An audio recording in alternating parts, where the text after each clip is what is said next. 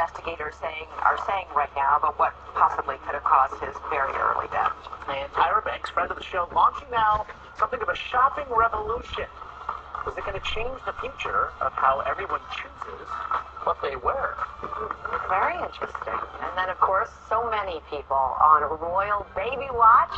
So did Camilla just drop the biggest hint of all about when that little baby is going to arrive, really arrive? We've been talking about it, seems like forever. Always got to watch for those mics. Right. Yeah. But we are all waiting for that. But first, right now, we're going to get to that mysterious death of Cory Monteith. It's going to take coroners several days to complete the autopsy. We're learning more this morning also about how Glee will go on without him.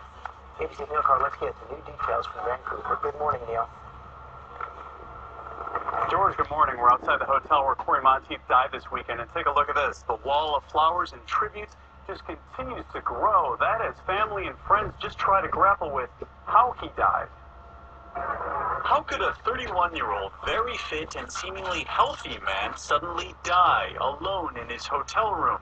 This morning, the mystery of Cory Monteith's death is being closely examined by investigators, interviewing his friends and trying to get a sense of his state of mind in the days leading up to his death. They'll be very in-depth and very thorough in their investigation to determine if it was natural causes that led to death or it was something else that possibly led to that death. A statement from the coroner's office, which is heading up the investigation, says there was no obvious cause of death noted upon initial examination at the scene, adding that toxicology testing is necessary for the determination of the cause and classification of death.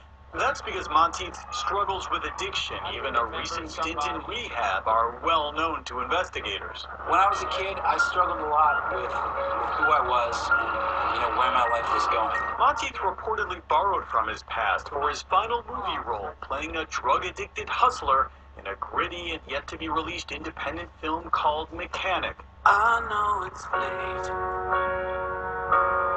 I know you're weary. Meantime, producers of Glee, the show that relied on Monteith, had been preparing to shoot fresh scenes with him for the new season in just weeks, with a large storyline for him specifically. Can Glee move on from this? Yes, but I think it does so with a giant hole.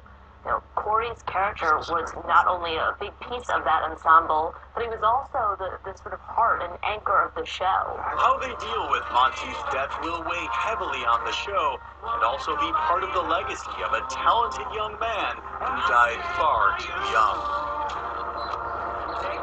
What family and friends are waiting for now are those toxicology results to determine if drugs were in his system at the time of his death or if this was something else. Those should take several days at least, according to investigators. George?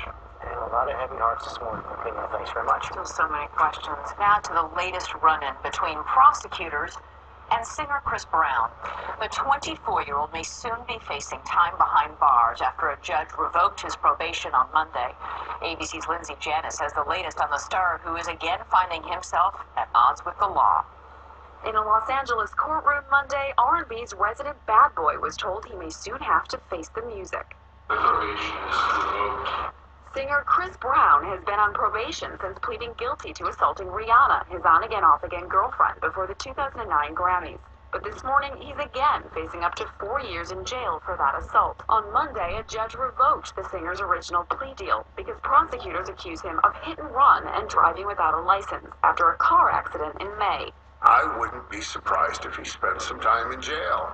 I don't think he's going to be there for 4 years, but I wouldn't put a few months past this judge. Brown defended himself Monday, tweeting, "I did everything I was supposed to do during the so-called hit and run. I provided the correct info. There were no injuries or damages. Come on." Prosecutors say Brown did stop, but he didn't provide complete information to the driver he rear-ended, and that his probation requires he obey all laws. The defendant, Chris Brown, must not harass, drive, threaten. It's not the first time Brown's been in court over alleged probation violations. In February, prosecutors raised questions that the 24-year-old did not fully complete his community service, something Brown denied. Overnight, a representative for the singer issued a statement saying he expects the car accident case will be dismissed and his probation reinstated. But next month, the crooner who sings to fans, "Please Don't Judge Me," will once again find himself asking a court to do the same. Lindsay Janis, ABC News, Los Angeles.